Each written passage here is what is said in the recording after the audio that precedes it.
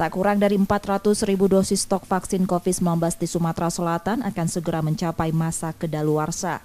351.000 dosis diantaranya merupakan vaksin jenis Covovax yang akan kedaluarsa pada 31 Maret 2022. Vaksin mereka baru itu diterima distribusinya pada 11 Maret 2022 lalu.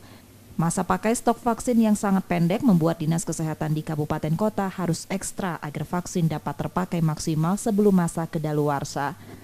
Vaksin Covovax diperuntukkan sebagai vaksin primer bagi warga yang belum pernah divaksin sama sekali.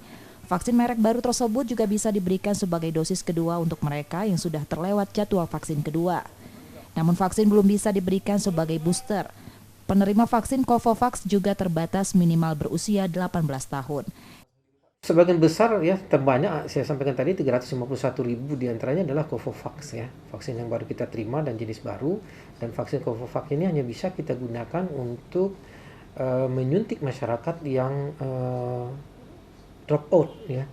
Yang drop out ini artinya yang memang jangka waktu pemberian dosis keduanya itu sudah lebih dari jadwal yang ditentukan, atau untuk yang masyarakat belum pernah divaksin sama sekali. Tapi ini tentu jumlahnya sangat sedikit karena capaian vaksinasi dosis 1 kita sebetulnya sudah mendekati 93%.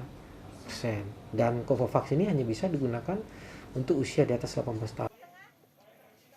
Hingga 15 Maret 2022 tercatat sudah 66,5 ribu dosis vaksin yang terbuang, baik dari jenis Sinovac, AstraZeneca, Moderna, dan Pfizer. Percepatan vaksinasi dan distribusi vaksin sesuai sasaran dibutuhkan agar vaksin tidak terbuang percuma. Rizky Nurmizan, Kompas TV, Palembang, Sumatera Selatan.